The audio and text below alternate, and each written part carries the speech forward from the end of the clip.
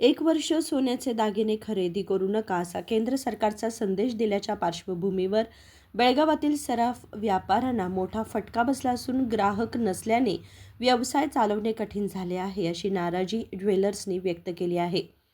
शहरातील प्रसिद्ध सराफ व्यापारी अनिल पोद्दार म्हणाले की केंद्र सरकारने लोकांना एक वर्ष सोने खरेदी करू नका असे आवाहन केल्याने आमच्यासारख्या व्यापाऱ्यांच्या पोटावर पाय आला आहे.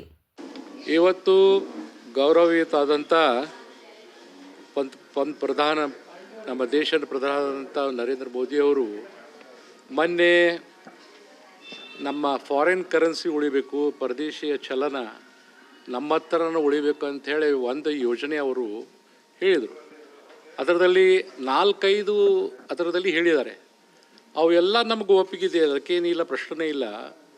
ಮಾತ್ರ ಅವರು ಬಂಗಾರ ಬಗ್ಗೆ ಏನು ಹೇಳಿದ್ರು ಅದೇ ದಿವಸ ನಾವು ಪತ್ರಿಕೆ ಕೆಲವೊಂದು ಮಿತ್ರರಿಗೆ ಮಾಧ್ಯಮದವ್ರಿಗೆ ನಾನು ಹೇಳಿದೆ, ಇದು ಭಾಳ ಇದು ನಮ್ಮ ದೇಶದ ಅರ್ಥವ್ಯವಸ್ಥೆ ಕೊಲ್ಲೋ ಅಂಥ ಒಂದು ನಿರ್ಣಯ ಅಂತ ಹೇಳಿ ಅವರು ಹೇಳಿದಾರಂತ ಹೇಳಿದೆ. ಯಾಕಂದರೆ ನಮ್ಮ ದೇಶಕ್ಕೆ ಇವತ್ತು ಸುಮಾರು 7 ಲಕ್ಷ ಕೋಟಿ ಬಂಗಾರ, ಇಷ್ಟು 13,000 ರೂಪಾಯಿ ಬೆಲೆ ಏರಿಕೆ ಆಗಿಬಿಡ್ತು.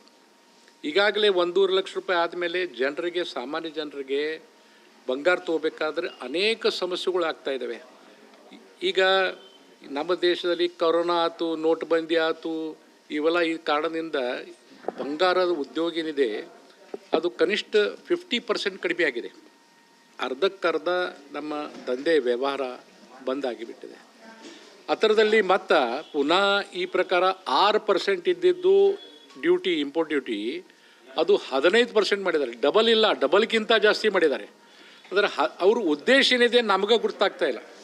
ಇವತ್ತು ಈ ಉದ್ಯೋಗದಲ್ಲಿ ಕನಿಷ್ಠ 4 ಕೋಟಿಗಿಂತ ಹೆಚ್ಚಿನ ಜನ ಇವತ್ತು ಈ ವ್ಯವಹಾರದಲ್ಲಿದ್ದಾರೆ. ಆಮೇಲೆ ಇದಕ್ಕೆ ಸಂಬಂಧಿಸಿದಂಥ ಅನೇಕ, ಅದು ಕಾರಾಗಿರ್ ಇರ್ಬೋದು, ಸೆಟ್ಟಿಂಗ್ದವ್ರು ಇರ್ಬೋದು, ಪಾಲಿಶ್ದವ್ರು ಇರ್ಬೋದು, ಆ ಒಂದು ಸುಮಾರು 2.5 ಕೋಟಿ ಜನ ಇದ್ದಾರೆ. ಸರ 6 ಕೋಟಿನಿಂದ 7 ಕೋಟಿ ತನಕ ಜನರಿಗೆ ಡೈರೆಕ್ಟ್ವಾಗಿ ಇಫೆಕ್ಟ್ ಆಗ್ತಾಯಿದೆ. ನಾವು ಈ ಪ್ರಕಾರ ಪದೇ ಪದೇ ಇವ್ರು ನಡೆಸಿದರೆ ನಾವು ಏನು ಮಾಡಬೇಕಾಗಿದೆ ಈಗ ದೊಡ್ಡ ಪ್ರಶ್ನೆ ಆಗಿಬಿಟ್ಟಿದೆ. ನಾವು ವ್ಯವಹಾರ ನಡೆಸಬೇಕು, ಬಂಗಾರ ಉದ್ಯೋಗ ನಡೆಸಬೇಕು, ಏನು ಬೇಡ, ನಾವು ಅದಕ್ಕೂ ತಯಾರಿದ್ದೀವಿ. ಅವ್ರು ಏನು ಹೇಳ್ತಾರೆ ಅದಕ್ಕೂ ತಯಾರಿದ್ದೀವಿ. ಮಾತ್ರ 6-7 ಕೋಟಿ ಜನರದ್ದು ಒಟ್ಟಿದ ವ್ಯವಸ್ಥೆ ಅವ್ರು ಮಾಡ್ತಾರೇನು, ಅದ್ರ ಬಗ್ಗೆ ಏನು ಶಾಶ್ವತ ಏನಂತ ಯಾವುದ್ರ ಒಂದು ಇದು ಇಟ್ಟಿದಾರೇನು, ಸ್ಕೀಮ್ ಇಟ್ಟಿದಾರೇನು, ಇಲ್ಲ. ಪರ್ಯಾಯ ಇಲ್ಲ ಅಲ್ಲದ್ರೆ ಎಂದು ಘೋಷಣೆ ಮಾಡಬಾರ್ದು. ಈಗ ನಾವು ಅವ್ರಿಗೆ ಹೇಳಿದ್ದೆ, ನಾನು ಕೇಳ್ಕೊಂಡಿದ್ದು ಪತ್ರಿಕೆ ಮುಖಾಂತರ, ನಮ್ಮ ದೇಶದಲ್ಲಿ ಅನೇಕ ಸ್ಕೀಮ್ಸ್ಗಳು ನಡೀತಾ ಇದ್ದಾವೆ. ನಮ್ಮಂಥ ವ್ಯಾಪಾರಸ್ಥರು ಕಟ್ಟಿದ್ದಂಥ ಟ್ಯಾಕ್ಸು ಸುಮಾರು 25 ಲಕ್ಷ ಕೋಟಿ ಇವತ್ತು GST ಮುಖಾಂತರ ಕೊಡ್ತಾ ಇದ್ದೀವಿ. ಇನ್ಕಮ್ ಟ್ಯಾಕ್ಸ್ ಬೇರೆಯೇ, 25 ಲಕ್ಷ ಕೋಟಿ ಕೇವಲ GST ಮುಖಾಂತರ ನಾವು ಕೊಡ್ತಾ ಇದ್ದೀವಿ. ಅದರದಲ್ಲಿ ಮಹತ್ವದ ಒಂದು ಘಟಕ ಅಂದರೆ ಬಂಗಾರದ ವ್ಯವಹಾರ ಅಂದರೆ ಘಟಕ ಅದು. ಯಾಕಂದರೆ 3% GST ಹಾಕಿದ್ದಾರೆ. ಹಿಂದಕ್ಕೆ 1% ಇತ್ತು, 1% ಇತ್ತು, ಚಲೋ ಟರ್ನೋವರ್ ಇತ್ತು. 3% ಮೇಲೆ ಬಂಗಾರ ಹೆಚ್ಚಿಗೆ ಏನು ಬೆಲೆನೂ ಜಾಸ್ತಿ ಆಯಿತು ಮತ್ತು ವ್ಯವಹಾರನೂ ಕಡಿಮೆ ಆಯಿತು. ಅದು ಈ ಪ್ರಕಾರ ಬೆಳ್ಕೋತ ಹೋದರೆ ಇದು ವ್ಯವಹಾರ ಆಗಲ್ಲ ಅಂಥೇಳಿ ಅನೇಕ ಸಲ ನಾವು ಸರ್ಕಾರಿಗೆ ಮನವಿ ಕೊಟ್ಟಿದ್ದೀವಿ.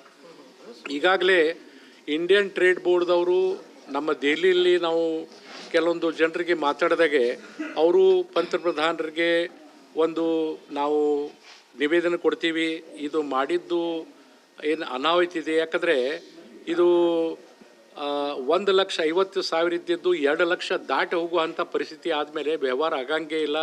ಕೇವಲ ಬಂಗಾರ ನಮ್ಮ ಬೆಲೆ ಜಾಸ್ತಿ ಆಗಿದೆ ಅಂಥೇಳಿ ನೋಡ್ಕೋತ ಕೊಡ್ಬೋದು ಅಷ್ಟೇ. ವ್ಯವಹಾರ ಆಗಲಿಲ್ಲ ಆದರೆ ನಾವು ಉಳೆಲ್ಲ, ಈ ವ್ಯಾಪಾರ ಜಗತ್ತದಲ್ಲಿ ನಾವು ಉಳೆಲ್ಲ. ಕೇವಲ ನಮ್ಮ ಆಸ್ತಿ ಬೆಳೀತು, ಪ್ರಾಪರ್ಟಿ ಬೆಳೀತು ಅಂತ ಹೇಳಿ ನೋಡ್ಕೋತ ಕೂತ್ರೆ ಕೆಲಸ ಆಗಲ್ಲ.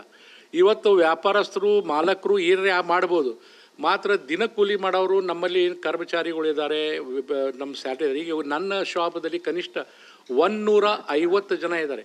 ಅದರದಲ್ಲಿ ಸೇಲ್ಸ್ಮನ್ ಇರ್ಬೋದು, ಕ್ಲಿನಿಕಲ್ ಸ್ಟಾಫ್ ಇರ್ಬೋದು, 16 ಮಂದಿ ಇರ್ಬೋದು. 150ಕ್ಕಿಂತ ಹೆಚ್ಚಿಗೆ ಜನ ಡೈರೆಕ್ಟ್ವಾಗಿ ಅವ್ರಿಗೆ ಹಿಟ್ ಆಗ್ತಾಯಿದೆ. ನಾವು ಸರಿ ಇವತ್ತು ವ್ಯವಹಾರ ನಮ್ಮ ಬಂದ್ ಮಾಡಿಬಿಟ್ವಿ, ಕ್ಲೋಸ್ ಮಾಡಿಬಿಟ್ವಿ, ಅದರದ್ದು ಇಫೆಕ್ಟ್ ಯಾವ ರೀತಿ ಆಗ್ತದೆ. ಮತ್ತು ಎರಡನೇದ್ದು, ನಾವು GSTದಲ್ಲಿ ನಾವು ನಮ್ಮದು ಏನು ನಾವು ಹೆಚ್ಚಿನ ಪಾಲಿದೆ ಅದು ಕರ್ನಾಟಕ ರಾಜ್ಯ ಇರ್ಬೋದು, ಬೇರೆ ರಾಜ್ಯ ಇರ್ಬೋದು, ರಾಜ್ಯಗೂ ಲಾಸ್ ಆಗ್ತದೆ ಮತ್ತು ನಮ್ಮ ಸೆಂಟ್ರಲ್ ಗೌರ್ಮೆಂಟ್ಗೂ ಲಾಸ್ ಆಗ್ತದೆ. ಸೊ ಅದಕ್ಕಾಗಿ ಸರ್ಕಾರವು ಬೇರೆ ರೀತಿ ಏನು ಯೋಚನೆ ಮಾಡಿಕೊಂಡು ಈ ವ್ಯವಸ್ಥೆ ಯಾವುದು ಪರಿಸ್ಥಿತಿಲ್ಲ ಸುಧಾರಿಸ್ಬೇಕು. ನಮ್ಮ ದೇಶ ಉಳಿಬೇಕು, ಪರಕೀಯ ಚಲನ ಹೆಚ್ಚಿನ ಖರ್ಚಕಾರ ಆಗಬಾರ್ದು ಅಂತೇಳಿ ನಾವು ಈ ದೇಶದ ನಾಗರಿಕದ್ದು ಜನ ಎಲ್ಲ ರೀತಿಯಿಂದ ಸಹಕಾರ ಮಾಡಲಿಕ್ಕೆ ನಾವು ಸಿದ್ಧವಾಗಿದ್ದೀವಿ. ಮಾತ್ರ ತಪ್ಪು ನಿರ್ಣಯ, ತಪ್ಪು ಡಿಸಿಷನ್ ತಗೊಂಡು ಕೋಟ್ಯಾಂತರ ಜನರಿಗೆ ಅಪಾಯ ಆಗುವಂಥ ಕೆಲಸ ಈ ದೇಶದ ಸರ್ಕಾರ ಮಾಡಬಾರ್ದು. ಇವತ್ತು ನಮ್ಮ ದೇಶದಲ್ಲಿ ಇದು ಒಂದು ಹೆಸರಿದೆ, ಸುವರ್ಣ ಭೂಮಿ ಅಂಥೇಳಿ. ಮತ್ತು ಇದು ಕೇಂದ್ರ ಸರ್ಕಾರ ಹೇಳ್ತದೆ ನಮ್ಮ ಸನಾತನ ಧರ್ಮ, ಸನಾತನ ಭೂಮಿ, ಸನಾತನ ಸಂಸ್ಕಾರ ಅಂತ ಹೇಳ್ತದೆ. ಈಗ ಮದುವೆದಲ್ಲಿ ಪ್ಲಾಸ್ಟಿಕ್ ತಾಳಿ ಹಾಕ್ಲಿಕ್ಕೆ ಬರಂಗಿಲ್ಲ, ಅದು ಬಂಗಾರ ತಾಳಿನೇ ಹಾಕ್ಲಿಕ್ಕೆ ಬೇಕು. ಯಾಕಂದರೆ ಅದಕ್ಕೆ ಒಂದು ಸನಾತನ ಸಂಸ್ಕಾರ ಇದೆ. ಬೆಳ್ಳಿದಲ್ಲಿನೂ ಕೆಲವೊಂದು ಇವು ಸಾಮಾನುಗಳು ಇರ್ತಾವೆ, ಪೂಜೆ ಮಾಡೋ ಕಾಲದಲ್ಲಿ ಮೂರ್ತಿಗಳಾಗಲಿ ಮತ್ತು ಪೂಜೆಯ ಸಾಮಾನುಗಳಾಗಲಿ ಬೆಳ್ಳಿದನೇ ಬೇಕಾಗ್ತದೆ ಕೆಲವೊಂದರ ಜನರಿಗೆ, ಗುಡಿದಲ್ಲಿ ಆಗಲಿ ಎಲ್ಲ ಕಡೆ ಆಗಲಿ. ಈ ಪ್ರಕಾರ ನಿರ್ಣಯ ತಗೊಂಡಿದ್ದು ಈ ದೇಶಕ್ಕೆ, ನಮ್ಮ ಆರ್ಥಿಕ ವ್ಯವಸ್ಥೆಗೆ ಒಂದು ದೊಡ್ಡ ಅನಾಹುತು ಮತ್ತು ಇದು ಒಂದು ದುರ್ದೈವ ಅಂತ ಹೇಳ್ತೇವೆ. ಬರೋ ದಿವಸದಲ್ಲಿ ನಾವು ಬಹಿರಂಗವಾಗಿ ನಮ್ಮ ಇರುವ ಅಸೋಸಿಯೇಷನ್ಗೆ, ಇಲ್ಲಿ ಲೋಕಲ್ ಅಸೋಸಿಯೇಷನ್ಗೆ, ರಾಜ್ಯ ಅಸೋಸಿಯೇಷನ್ಗೆ, ನಮ್ಮ ನ್ಯಾಷನಲ್ ನಮ್ಮದೇನು ಇವ್ರ ಸಿಸ್ಟಮ್ ಇದೆ ನಮ್ಮದು ಅಸೋಸಿಯೇಷನ್ಗಳು, ಅವ್ರಿಗೆಲ್ಲ ಕಾಂಟ್ಯಾಕ್ಟ್ ಮಾಡಿಕೊಂಡು ಬೇಮುದತ್ ಬಂದ್ ಮಾಡುವಂಥ ನಾವು ಕ್ರಮ ನಾವು ತಗೋತೀವಿ. ಈ ಥರದ ಏನೈತಿ ಎಲ್ಲ ಹಣೆಬಾರ ಈ ಕೇಂದ್ರ ಸರ್ಕಾರ ಮೇಲೆ ಬರ್ಬೋದು ಅಂತ ನಾನು ಈಗಾಗಲೇ ಅವ್ರಿಗೆ ಎಚ್ಚರಿಕೆ ಕೊಡ್ತಾ ಇದ್ದೀನಿ. ತಕ್ಷಣ ಇದು ಇಂಪೋರ್ಟ್ ಡ್ಯೂಟಿ ಏನು ಹೆಚ್ಚಿಗೆ ಮಾಡಿದ್ದಾರೆ ಅದಕ್ಕೆ ಇದು ತಕ್ಷಣ ಹಿಂತಗೋಬೇಕು. ಬೇರೆ ಏನಾರೆ ಪರ್ಯಾಯ ವ್ಯವಸ್ಥೆ ಮಾಡಬೇಕಾಗಿದೆ. ಕೋಟ್ಯಾಂತರ ಜನರದ ಹೊಟ್ಟಿ ಮೇಲೆ ಬಡಿಲಿಕ್ಕೆ ಹೋಗಬೇಡ್ರಿ ಅಂಥೇಳಿ. ಮತ್ತು ಇದು ನೀವತ್ತು ಬೆಳೆಸಿದ್ದು ಇದು ವ್ಯಾಪಾರಸ್ಥರಿಗಷ್ಟೇ ಇಲ್ಲ, ಸಾಮಾನ್ಯ ಜನರಿಗೆ ಡೈರೆಕ್ಟ್ ಹೊಡೆದಿದೆ. ಯಾಕಂದರೆ ಅದು ಸಾಮಾನ್ಯ ಜನರ ಕಡೆಯಿಂದ GST ನಾವು ಗೊಳೆ ಮಾಡ್ತೀವಿ, ಸಾಮಾನ್ಯ ಜನರ ಕಡೆಯಿಂದ ನಾವು ರೊಕ್ಕ ಗೊಳೆ ಮಾಡಿ ಇದು ಸರ್ಕಾರ ಕೊಡುವಂಥ ಪರಿಸ್ಥಿತಿ ಇದೆ. ಸೊ ಅದಕ್ಕೆ ಹಣಿಬಾರಿ ಯಾರಿಗೆ ಬರ್ತದೆ, ಕೊನೆಗೆ ಸಾಮಾನ್ಯ ಜನರಿಗೆ ಕಸ್ಟಮರ್ಗನ ಬರುವುದು. ಇದು ರೇಟ್ ಹೆಚ್ಚಿಗೆ ಹಾಗೆ ತೊಗೊಂಡು ಹೋಗಿ ಬಂಗಾರ ತೊಗೊಂಡು ಹೋಗ್ಬೇಕಾದ್ರೆ ಸಾಮಾನ್ಯ ಜನರಿಗನ ಬರುವುದು. ಅದಕ್ಕೆ ಇದು ತಕ್ಷಣ ಇವತ್ತು ನಮ್ಮ ಬೆಳಗಾಂದಲ್ಲಿ ಕನಿಷ್ಠ 30,000 ಬಂಗಾಲದಿಂದ ಬಂದಿದಂಥ ಕಾರಾಗಿರಿಗಳು ಇದ್ದಾರೆ. ಯಾವುದಂದ್ರೆ ಉತ್ತಮ ಕಾರಾಗಿರಿಗಳು, ಅವರು ಸುವರ್ಣಕಾರ, ಅವರು ಉತ್ತಮ ಕಲಾಕೃತಿ ಅವ್ರದ್ದು ಸಲುವಾಗಿ ಫೇಮಸ್ ಇದೆ ಅಂಥೇಳಿ 30,000ಕ್ಕಿಂತ ಹೆಚ್ಚಿಗೆ ಅವರೆಲ್ಲ ಈಗಾಗಲೇ ಪ್ಯಾಕಿಂಗ್ ಸಿಸ್ಟಮ್ದಲ್ಲಿ ಬಂದು ಕೂತಾರೆ. ನಾವು ಈ ಎಲ್ಲ ಈ ಕಡೆಯಿಂದ ಬಿಟ್ಟು ಹೋಗ್ಬಿಡ್ತೀವಿ ಅಂಥೇಳಿ. ಅವ್ರು ಬಿಟ್ಟು ಹೋದರೆ ನಮ್ಮಲ್ಲಿ ಇರುವ ಕೆಲಸ ಏನಿದೆ ಕಲಾಕೃತಿ ಮತ್ತು ಏನು ಅಗದಿ ಹೊಸ ಟೈಪದ್ದು ಪದ್ಧತಿಯಲ್ಲಿ ನಾವು ಏನು ಆಭೂಷಣ ಮಾಡ್ತೀವಿ ಅದು ಎಲ್ಲ ಬಂದ್ ಆಗುವಂಥ ಪರಿಸ್ಥಿತಿ ಇದೆ. ಸೊ ಸರ್ಕಾರ ಅವರು ಮತ್ತೊಂದು ಸಲ ಇದರ ಬಗ್ಗೆ ಯೋಚನೆ ಮಾಡಬೇಕಂತೇಳಿ ನಾವು ಆತ್ಮೀಯತೆಯಿಂದ ಕಳಕಳಿಯಿಂದ ಸರ್ಕಾರಕ್ಕೆ ಕೇಳ್ತಾ ಇದ್ದೀವಿ. भी एक्चुअली जो सोनार कामगार है उसे सबसे ज्यादा बोलो तो बंगाली है, लेकिन मोदी जी पहले ही बंगाली को जीत कर जो वेस्ट बंगाल में जीता है, जीत के पहले ही बंगाली का सब कर दिया. अभी ये 1 साल के लिए अभी क्या होने वाला, इतने सारे कारीगर क्या करने वाला था. पहले क्या बोले थे कि आपको व्यापार सोना का व्यापार बंद कर देता बोलते? नहीं, ऐसा तो कुछ बोला नहीं, लेकिन अभी जो अभी इन्होंने अनाउंस किया है खरीदी मत करो, इसका भी एक सही ड्यूटी लगा दिया. लेकिन उसमें सबसे ज्यादा कारीगर कौन है? बंगाली है. ये बंगाली लोग अभी क्या करने वाला, उनको तो उतना तो सोचना चाहिए था. बंगाल के बदलाव में लेके आते हैं तो बोलते भी हाँ मार रहे थे. हाँ, ये पहले ही देखो तो अभी उन्होंने बंगाली जीतने के लिए, वो पहले तो कुछ बोला नहीं था, अभी जीतने के बाद पहले ही उन्होंने बंगाली का एक पत्ता साफ कर दिया.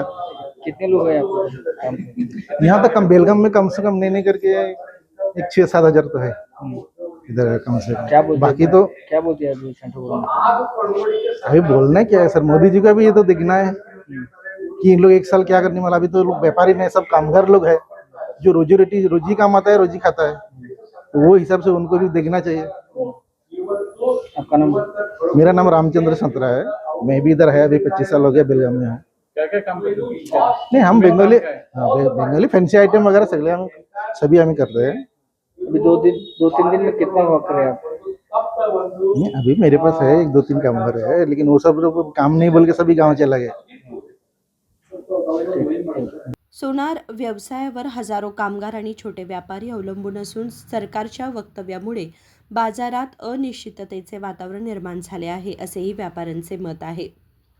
नजीम बेटगेरी, KMM मराठी, बेळगाव.